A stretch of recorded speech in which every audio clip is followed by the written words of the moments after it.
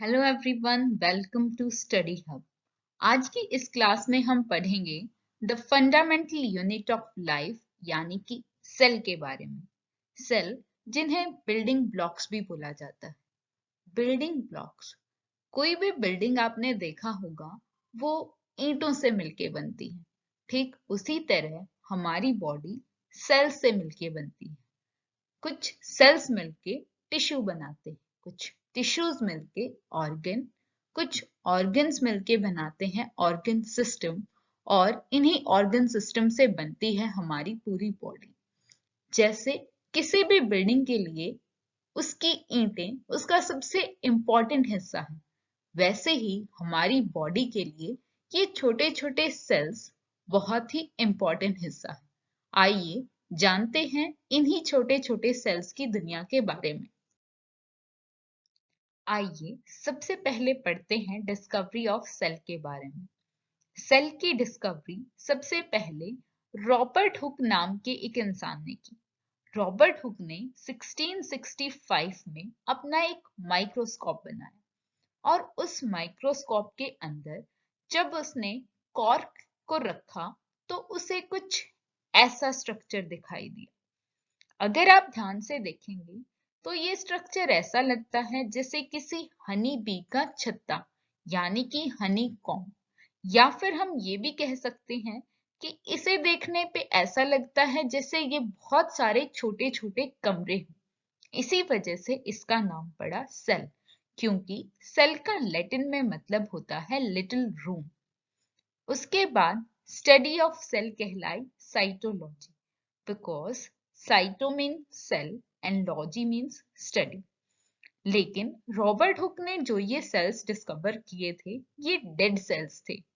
अब तक हमें लिविंग सेल्स के बारे में कुछ भी पता नहीं लगा। तो लिविंग सेल्स के बारे में हमें बताया ल्यू वेन हुक ने। उन्होंने सबसे पहले फ्री लिविंग सेल्स को पॉन्ड वाटर में देखा। ऐसे ही इन छोटे छोटे सेल्स की एक बड़ी सी दुनिया है, और उस दुनिया के बारे में हमें अलग अलग लोगों ने अलग अलग बातें बताई। अब आए रॉबर्ट ब्राउन। रॉबर्ट ब्राउन ने 1831 में हमें न्यूक्लियस के बारे में बताया। न्यूक्लियस जिसे सेल का सबसे इंपॉर्टेंट हिस्सा या फिर सेल का सेंटर भी कहा जाता है। फिर आए सचलीडन एंड सचवैन, जिन्होंने सेल थ्योरी दी। फिर आए पुरकिंजे। पुरकिंजे ने हमें साइटोप्लाज्म या कहीं प्रोटोप्लाज्म के बारे में बताया 1839 में।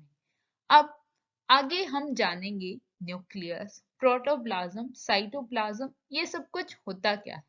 उससे पहले चलिए चलते हैं अपने अगले टॉपिक की तरफ, जो है टाइप ऑफ सेल्स।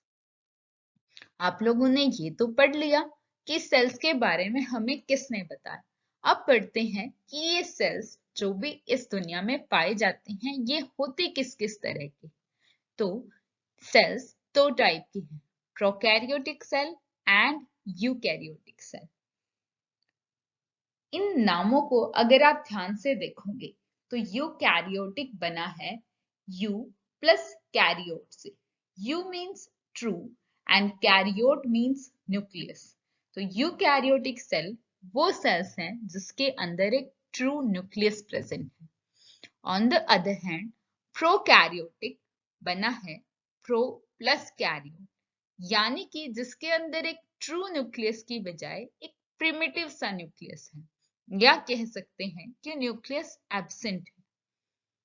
सेकेंड चीज जो इन्हें डिफरेंशिएट करती है वो है प्रोकैरियोटिक सेल्स जनरली स्मॉल होते हैं, जबकि यूकैरियोटिक सेल जनरली लार्ज होते हैं। बट ये इतना मेन पॉइंट नहीं है। मेन पॉइंट है इनके अंदर membrane bound cell organelles absent होती हैं, जबकि यूकैरियोटिक सेल्स के अंदर membrane bound cell organelles present होती हैं। अब हमने एक नया सा वर्ड सुना, सेल ऑर्गेनेलीज। तो ये सेल ऑर्गेनेलीज होती क्या है? जैसे किसी भी ऑर्गेनिज्म के अंदर अलग अलग हिस्से होते हैं जो सभी एक साथ कोऑर्डिनेट करके उसकी पूरी बॉडी के फंक्शंस को मेंटेन करते हैं। वैसे ही हर सेल के भी कुछ हिस्से होते हैं जो उसके फंक्शंस को मेंटेन करते हैं। वो हिस्से हैं जैसे कि माइटोकॉन्ड्रिया, गोल्जी अपरेटस, प्लास्टिड्स। इन्हीं हिस्सों को हम सेल ऑर्गेनेलीज बुलाते हैं। आइए चलते हैं अपने अगले टॉपिक की तरफ। हमारा अगला टॉपिक है types of organism based upon number of cell. अब ये जो सेल्स हैं ये किसी किसी ऑर्गेनिज्म में सिर्फ एक होता है और कोई कोई ऑर्गेनिज्म हजारों सेल से मिलके बना होता है। उसी बेसिस पे हम इन ऑर्गेनिजम्स को डिवाइड करते हैं unicellular organisms and multicellular organisms में। यूनी मीन्स वन, यानी कि यूनिसेलुलर का मतलब है made up of single cell. On the other hand multicellular, multi means many, so multicellular means composed of collection of cell.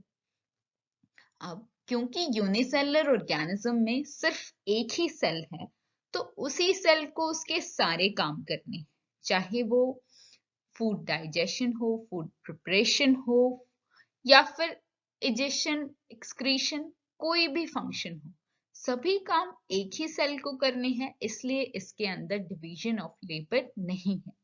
Unicellular organism का एक example है amoeba, जो कि आप इस पिक्चर में देख पा रहे हैं।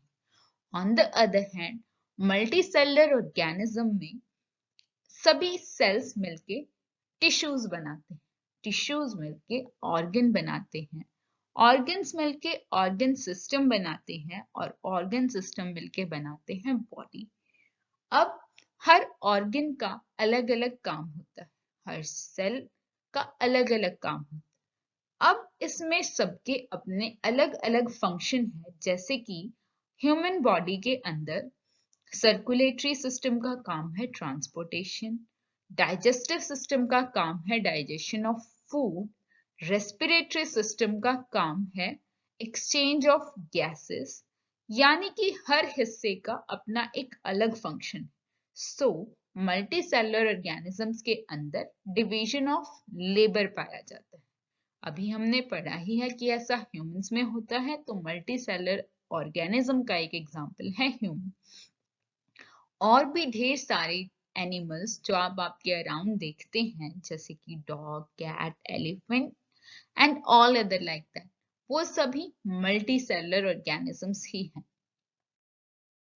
अब जानते हैं सेल्स के बारे में कुछ फैक्ट्स।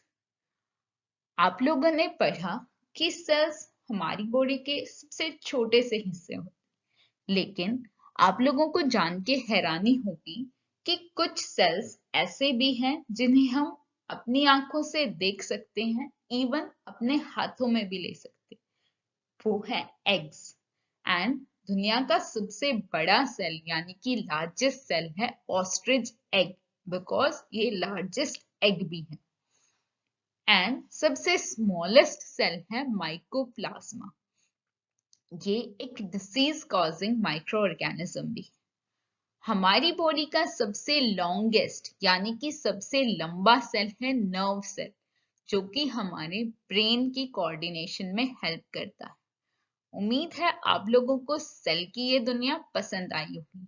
सेल के बारे में और अच्छे अच्छे फैक्ट्स और डिटेल में जानेंगे हम लोग अपनी अगली वीडियो में। Till then take care, keep learning, bye bye.